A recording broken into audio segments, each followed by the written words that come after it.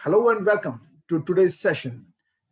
I am Sachin Goyal, Director Krishna Coaching, and topic today shall be socio-religious reform movements too.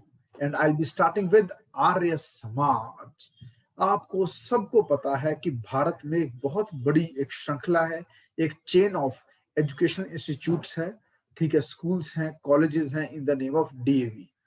ठीक है, DAV. अब DAV school, DAV college बहुत जगह है. ठीक है, मैं आपसे पूछता हूं, परवाज आप जवाब दें, डीएवी की फुल फॉर्म क्या है? What is the full form of DAV? DAV school का तो सुना ही होगा कभी ना कभी, डीएवी स्कूल, डीएवी कॉलेज.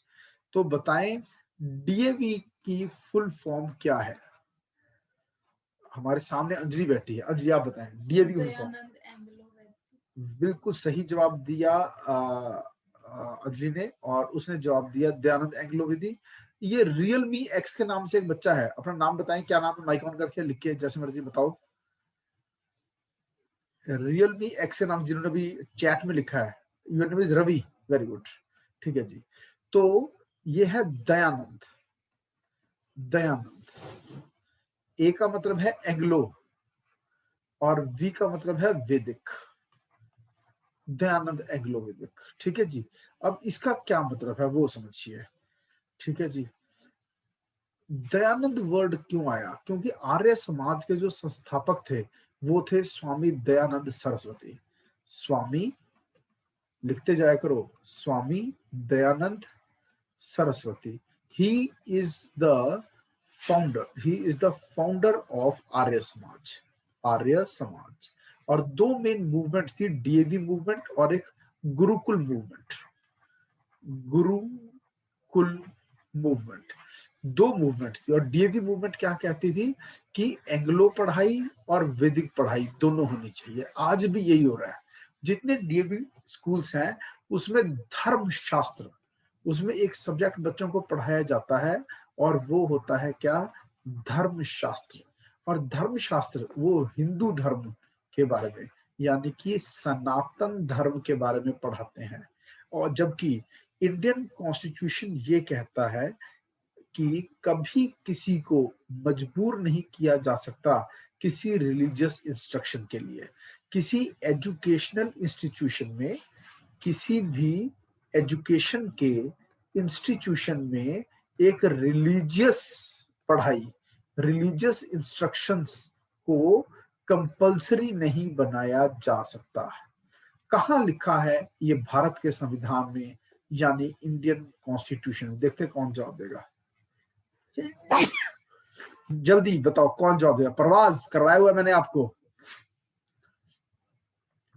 अरे यार बोल दिया करो, मैं चैट निकालना पड़ता है. आर्टिकल 30 गलत जवाब है. कम ऑन, बताओ कहां लिखा है इंडियन कॉन्स्टिट्यूशन में. माइक ऑन करके बोल दिया करो. ये क्लास एक ऑनलाइन प्लस ऑफलाइन क्लास चल रही है. कुछ बच्चे यहाँ मेरे पास बैठे भी हुए हैं. ठीक है, और ऑनलाइन क्लास आप लगा रहे हैं कुछ बच्चे, इसलिए आप माइक ऑन करके बोल सकते हैं. बताएं इंडियन कॉन्स्टिट्यूशन में कहां लिखा है? अब जैसे मान लो किसी बच्चे ने स्कूल में एडमिशन लिया और वो सिख है और उसे मजबूर किया जाए कि आपको इस्लाम की पढ़ाई करनी पड़ेगी, आपको इस्लाम मानना पड़ेगा, आपको क्रिश्चियनिटी की पढ़ाई करनी पड़ेगी. जितने भी कॉन्वेंट स्कूल्स होते हैं, ठीक है, उनका झुकाव होता है क्रिश्चियनिटी की तरफ. क्रिश्चियनिटी की तरफ. जैसे सेंट जॉन्स. सर आर्टिकल 21 है. नो, आर्टिकल 21 कैपिटल ए तो ये कहता है हर 6 से 14 साल के उम्र के बच्चे को फ्री एंड कंपल्सरी एजुकेशन मिलनी चाहिए एज अ फंडामेंटल राइट. कहीं और लिखा है. कभी किसी के ऊपर कोई धर्म थोपा नहीं जाएगा. बताओ कहाँ लिखा है. Come on Parvaz, Vanshika. Sir article 25. गलत जवाब. गलत जवाब. आर्टिकल 25 तो ये कहता है हर किसी को अपने धर्म के हिसाब से चलने का अधिकार, अपने धर्म के हिसाब से ना चलने का अधिकार. चाहे भगवान में विश्वास रखो या ना रखो, अपने धर्म को या किसी भी धर्म को प्रैक्टिस करो, प्रोफेस करो, प्रोपोगेट करो, कुछ करो. चाहे तो यही मान लो कि भगवान होता ही कुछ नहीं. पूरी तरह से फ्रीडम है. ये है आर्टिकल 25 में. ये कहाँ लिखा है? आंसर इज, क्या आंसर है? जल्दी बोलो. हिंट दे दिया मैंने आपको। आर्टिकल जल्दी बोलो। इंडियन कॉन्स्टिट्यूशन के किस आर्टिकल में लिखा हुआ है कि कभी किसी को मजबूर नहीं किया जा सकता कोई एक पर्टिकुलर रिलीजन की इंस्ट्रक्शंस को फॉलो करने के लिए? जल्दी बताओ। No religious instructions can be made compulsory. कौन से आर्टिकल में लिखा है इंडियन कॉन्स्टिट्यूशन में? जल्दी बोलो। सर 28। बिल्कुल सही जवाब। ये देखो मैंने हिंट भी दिया था, 2828। ठीक है जी। ओके, आर्टिकल 28 कहता है, और इसमें 4 प्रकार के एजुकेशनल इंस्टीट्यूशंस हैं जो पूरी तरह सरकारी है, वहां पे कोई एक धर्म पढ़ाया नहीं जाएगा। फिर वो जो रिकॉग्नाइज्ड है, ठीक है, जो रिकॉग्नाइज स्कूल्स होते हैं, फिर वो जो सरकार से जो फंड्स मिल रहे होते हैं, इन सब में क्या होता है, कोई एक धर्म पढ़ाया तो जा सकता है पर उसे कंपल्सरी नहीं बनाया जा सकता। For example DAV. अब डीएवी में धर्मशास्त्र जो होता है उसमें ग्रेड मिलता है, मार्क्स नहीं मिलते। यानी कि एक बच्चे को फेल नहीं किया जा सकता अगर उसका डी ग्रेड भी आ रहा है। ए ग्रेड आए बहुत अच्छी बात है, ए बी सी डी। समझ में आया? और आगे चलते हैं हम। ठीक है, हियर वी गो। नेक्स्ट तो डीएवी में अभी भी धर्मशास्त्र पढ़ाया जा रहा है along with Anglo studies. Okay, और जो पहला आर्य समाज का यूनिट बनाया वो किसने बनाया? स्वामी दयानंद सरस्वती ने। कहाँ बनाया? बॉम्बे में बनाया। ठीक है, 1875 में बनाया। ठीक है, first Arya Samaj unit was founded. ठीक है जी। और स्वामी दयानंद सरस्वती का जन्म कहाँ हुआ था? गुजरात में हुआ था। कब हुआ? 1824। What was the original name of Swami Dayanand Saraswati? Mool Shankar. ठीक है जी। और इनके बारे में एक और बात कही जाती है, he was known as the earliest neo nationalist. एक तो होते हैं नेशनलिस्ट जो देश प्रेमी, एक है नियो, एक नए अप्रोच के साथ देश प्रेम। हाँ, अपने देश से प्रेम कि हाँ वैदिक पढ़ाई होनी चाहिए, मगर नियो की नई चीजें भी उसमें इंक्लूड कर ली है। ठीक है, कट्टरवादी नहीं है। ओके, लिबरल है, ब्रॉड आउटलुक है। He looked on the Vedas as India's rock and ages। कि भारत की पढ़ाई का जो बेस है वो क्या है? हमारे वेद है। ठीक है, उसने एक मोटो दिया था, वो था गो बैक टू वेदास। बार बार बार पेपर में क्वेश्चन आ रहा है, किसने बोला गो बैक टू वेदास? इसके दोनों आंसर सही है। पहला स्वामी दयानंद सरस्वती, लेकिन अगर ये ऑप्शन नहीं है और आर्य समाज लिखा हुआ है तो आप आर्य समाज पर भी टिक करके आ सकते हो। ठीक है, स्वामी दयानंद सरस्वती ने ये बात कही थी, गो बैक टू वेदास, या फिर इंडिया फॉर द इंडियंस। ये 2 नारे दिए थे आर्य समाजियों ने। ओके, और आगे चलते हैं हम। नेक्स्ट, यहां तक कोई क्वेश्चन? May proceed further? चलो। Yes sir. Arya Samaj stood for fourfold Varna system determined by merit and not by birth, for equal rights for men and women। ये 2 बातें मैं समझाता हूं। पहली चीज लिखा है फोल्ड वर्ण सिस्टम। पहला सवाल, व्हाट इज वर्ना सिस्टम? वर्ण क्या होता है और वर्ना सिस्टम क्या है? 4 वर्नाज क्या है? कौन बताएगा? परवाज बताएगा। परवाज जवाब दे। परवाज जवाब दो। परवाज सुन पा रहे हो?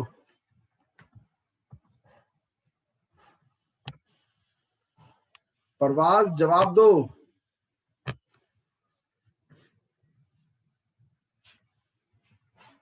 ये क्या है? आप टाइप क्या करो? बोल दो सीधा, मुझे चैट खोल देना पड़ता है।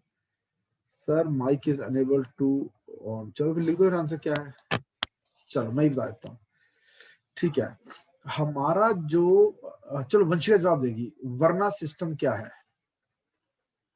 Sir varna system Sir, it is a system in which the society is divided into four varnas, that is Brahmin, Kshatriya, Vaishnav and Shudras. वैष्णव नहीं है बेटा, वैश्य है वो, वैष्णव कुछ और होता है।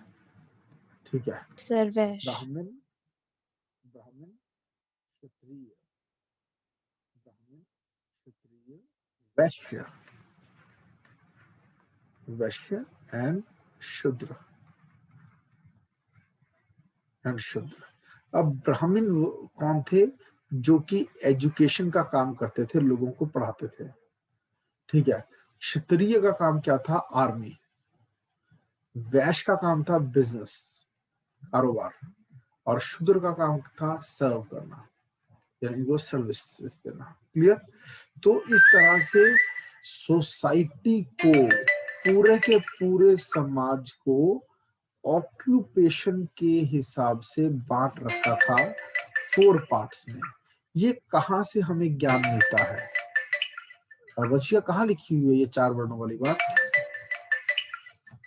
बताओ कहाँ लिखी है ये बात? Yes, sir. ये इतिहास का ये वाली बात हमें कहाँ से पता चलती है? कहाँ लिखी हुई है 4 वर्णों के बारे में? Sir, in the Purushoktva वेदों hymn. में सर मिलते हैं। वेद में। कौन से वेद में?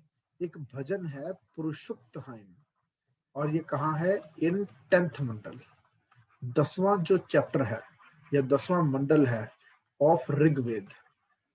ऋग्वेद, ऋग्वेद सबसे बड़ा वेद है, बिग है, और सबसे ओल्ड वेद है। ठीक है जी, 1028 भजन है इसमें। हाँ जी, ठीक है जी। तो उसका जो 10वां चैप्टर है 10th मंडल में, जो पुरुषोक्त भजन है, उसमें ये लिखा है कि ब्रह्मा ने दुनिया को बनाया।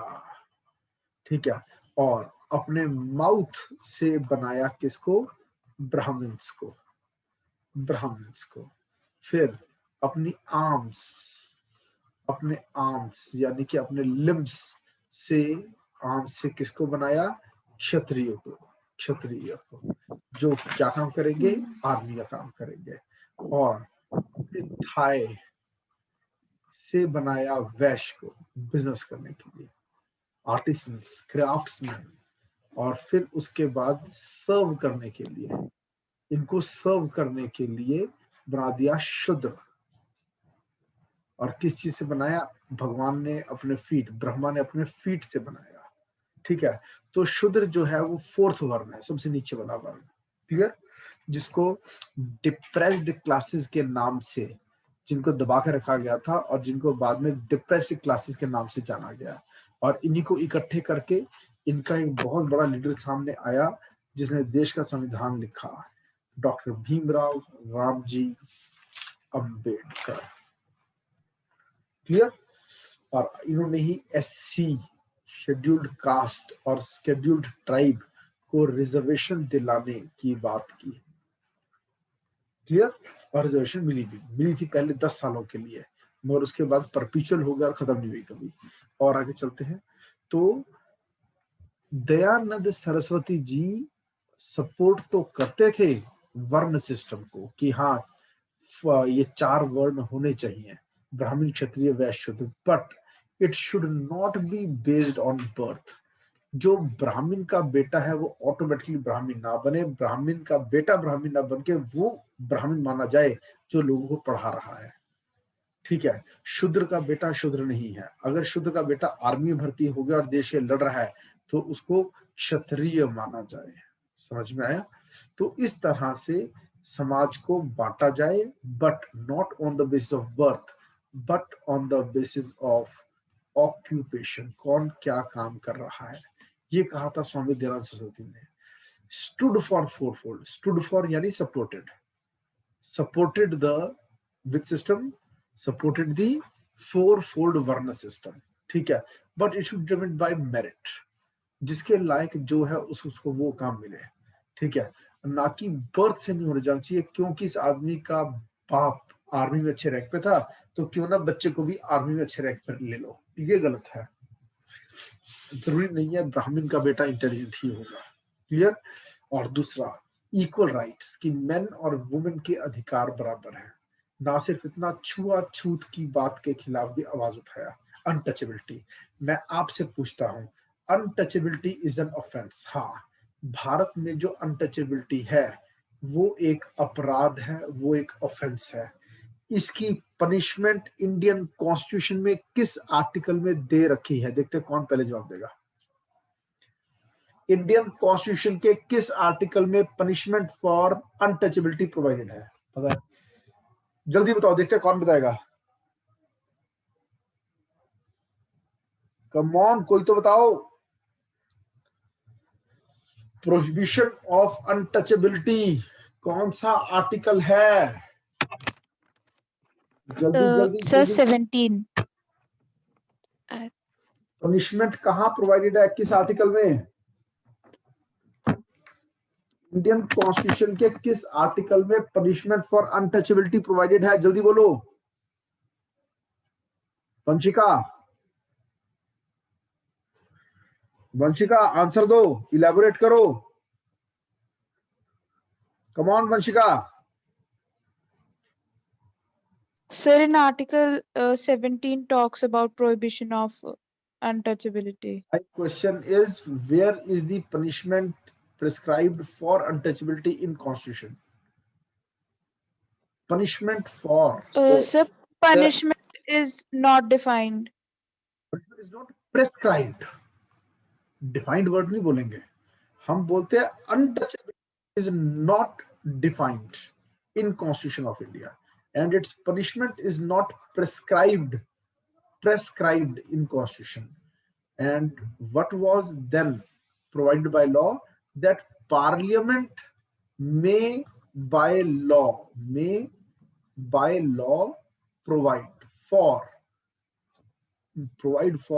punishment for the offense of untouchability. Or which law was made by Parliament to provide for punishment for untouchability? जल्दी बताओ कौन सा Sir, law? it was Untouchability Act in 1976. इससे पहले था सिविल राइट्स एक्ट, फिर बना अनटचेबिलिटी एक्ट। अब कौन सा लॉ है? ये तो खत्म हो गया ना, नया लॉ क्या है? एट प्रेजेंट अगर कोई अनटचेबिलिटी प्रैक्टिस करता है तो उसको पनिशमेंट किस लॉ के हिसाब से मिलेगी? Sir, it is like SC/ST prevention of atrocities. I am very happy, आप इतने सही जवाब दे रहे हो ना, मजा आ गया। अच्छों को ये वाकई में पता थी जवाब दे रहे हो। I am proud of you. तालिया, ओके, आपके लिए। मजा आ गया, मजा। शाबाश शाबाश बच्चे, कीप इट अप। मैं ये चाहता हूँ जो मैंने पढ़ाया सटीक याद है आपको। I am really proud of you, I am happy. ठीक है जी। तो अनटचेबिलिटी के खिलाफ आवाज उठाई डीएवी मूवमेंट में आर्य समाजियों ने, और इसीलिए डीएवी स्कूल्स में कोई भी बच्चा एडमिशन ले सकता है।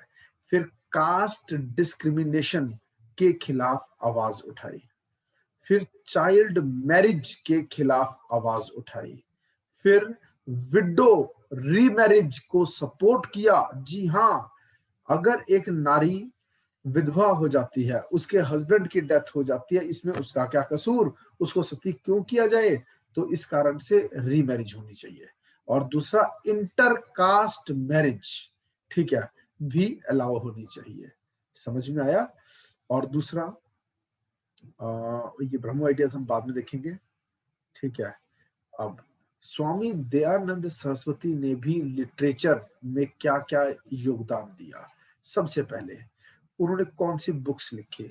ठीक है, ही रोट 3 बुक्स। कितनी किताबें लिखी मूल शंकर ने, यानी स्वामी दयानंद सरस्वती ने? 3। कौन सी?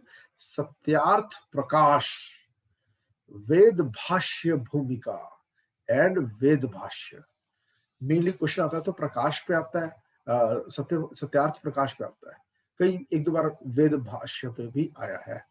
वेद भाष्य भूमिका पर कभी कोई क्वेश्चन नहीं आया। ठीक है।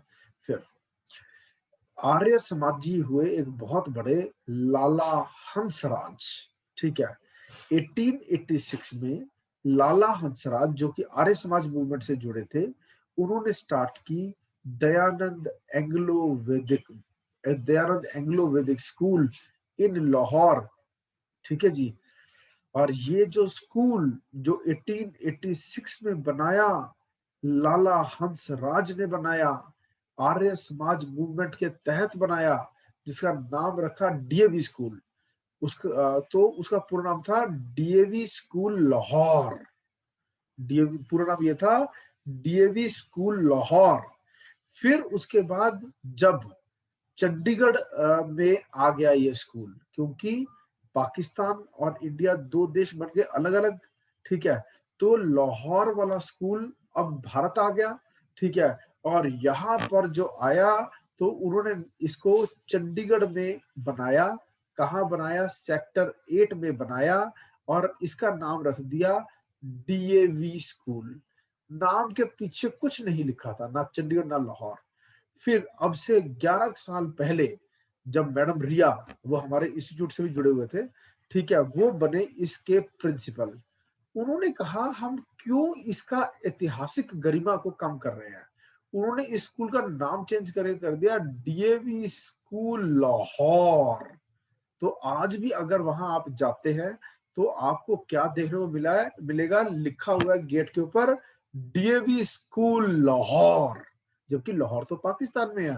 तो कई बार लोग सोचते हैं क्या हम लाहौर में है या चंडीगढ़ में है। Yes, it is in Chandigarh in India, लेकिन स्कूल का नाम है डीएवी स्कूल लाहौर। और ये वही है जो 1886 में लाला हंसराज ने कहा स्टार्ट किया था? लाहौर में स्टार्ट किया था।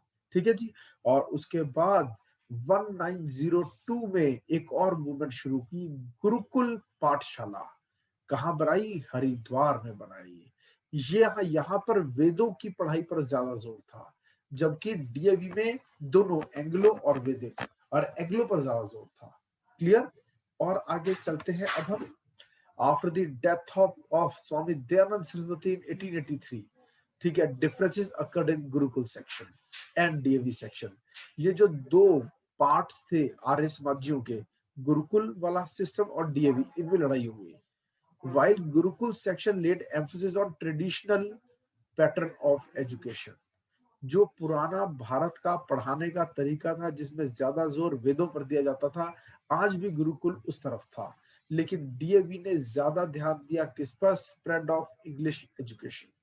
ठीक है, तो आर्य समाज में दो मूवमेंट्स हुई। तो हर मूवमेंट वो भी दो भागों में बट गई थी। ब्रह्मो समाज, आर्य समाज भी दो भागों में बट गया।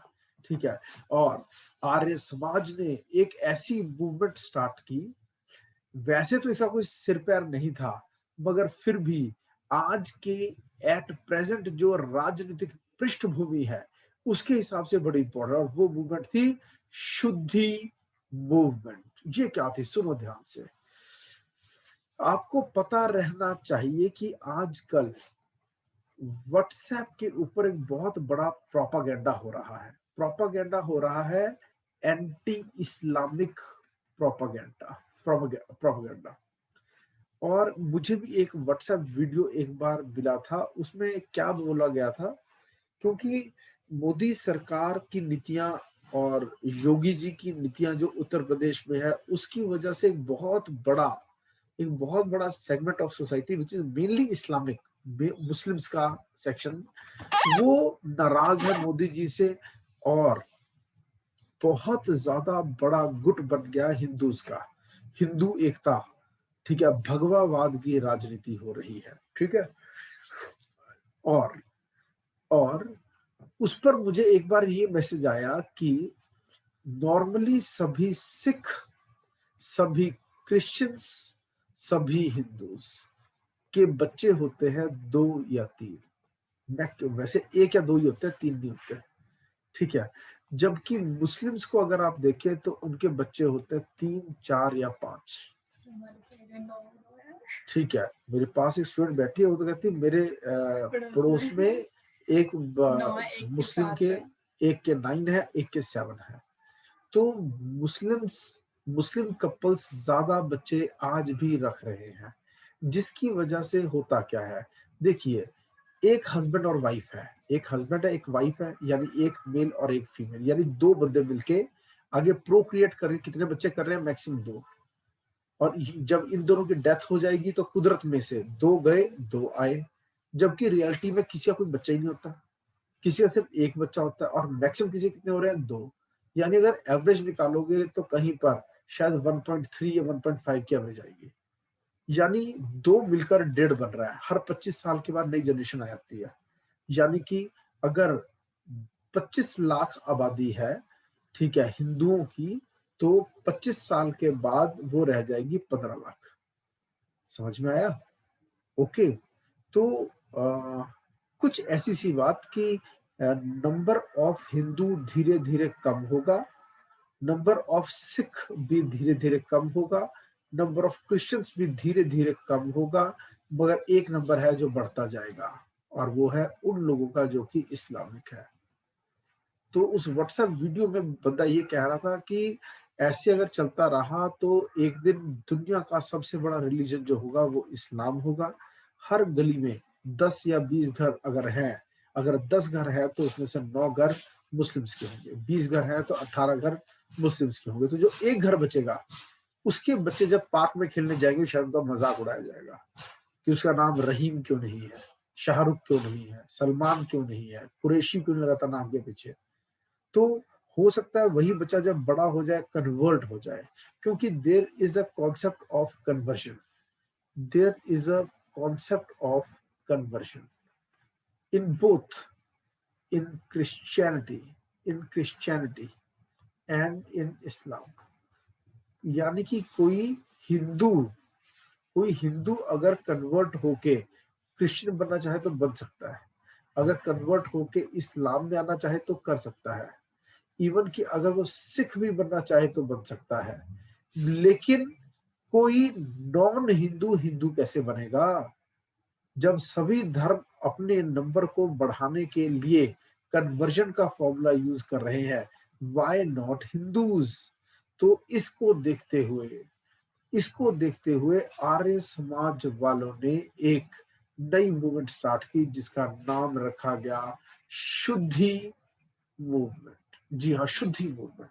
कि जो अशुद्ध हो गया है, वो हिंदू जो अशुद्ध हो गया, कैसे? इस्लाम को अपनाकर या क्रिश्चियनिटी को अपनाकर। क्रिश्चियनिटी या इस्लाम में कन्वर्ट हो गया तो यानी वो अशुद्ध हो गया।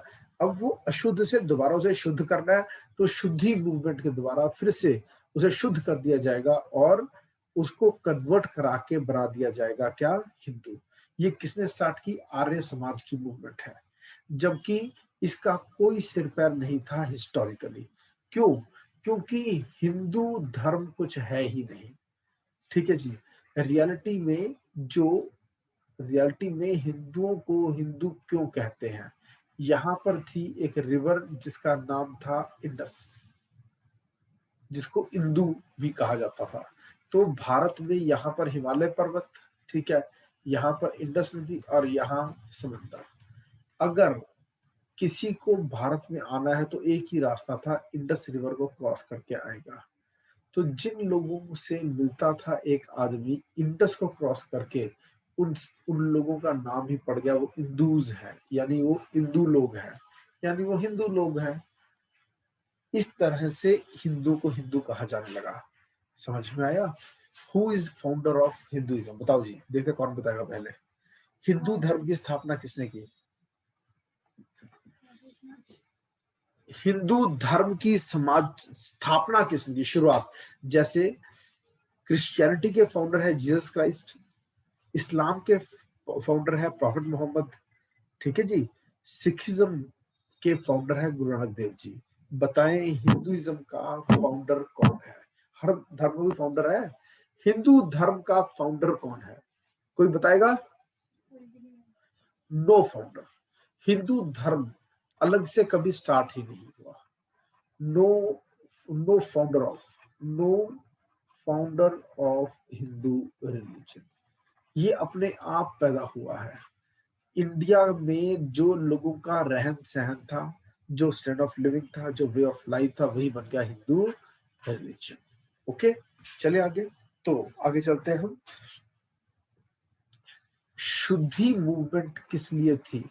कि जो लोग कन्वर्ट होकर हिंदू से चेंज होकर या क्रिश्चियन बन गए हैं या इस्लाम में चले गए, उनको री कन्वर्ट कर दिया जाए और शुद्ध कर दिया जाए। कैसे शुद्ध किया जाएगा? उनको फिर से बनाओ हिंदू। क्लियर? और आगे चलते हैं हम। तो कैसे? बस पूजा पाठ करके उसको नहला देते थे और उसको प्रसाद खिला देते थे और ओम नमः शिवाय का पाठ होता था और वो बन जाता था हिंदू। जबकि शास्त्रों में किसी को हिंदू बनाने को मेथड दिया नहीं हुआ, पर इस तरह से हिंदू बना दिया जाता था। चले आगे। और अदर प्रोमिनेंट आर्य समाजिस्ट वर लाला हंसराज, स्वामी दयानंद सरस्वती के अलावा, और पंडित गुरु दत्त, लाला लाजपत राय। लाला लाजपत राय भारत के इतिहास में आजादी की लड़ाई में एक बहुत बड़ा चेहरा थे। और स्वामी श्रद्धानंद। और सिर पर लाठी लगी थी लाला लाजपत राय के जब वो गो बैक साइमन के नारे लगा रहे थे और लगवा रहे थे, जिसकी वजह से इनकी डेथ हो गई थी। उस डेथ का बदला किसने लिया? ठीक है, भगत सिंह ने लिया। इसको मार के लिया। ठीक है, मारने गए थे स्कॉट को, जिसने आदेश दिया था, पर एक और पुलिस वाले को मार दिया जिसका नाम था सैंडर्स। क्लियर? और उसके बाद फिर भाग गए थे। ओके, तो आज हमने काफी डेप्थ पे डिस्कस किया है आर्य समाज को। इसके साथ ही आज का सेशन यहाँ कंप्लीट होता है। अगर आप कोई क्वेश्चन पूछना चाहते हैं तो पूछे। I am going to end this session here now. Any query, any question? Arya Samaj समझ में आया? कोई क्वेरी, कोई क्वेश्चन है तो पूछिए।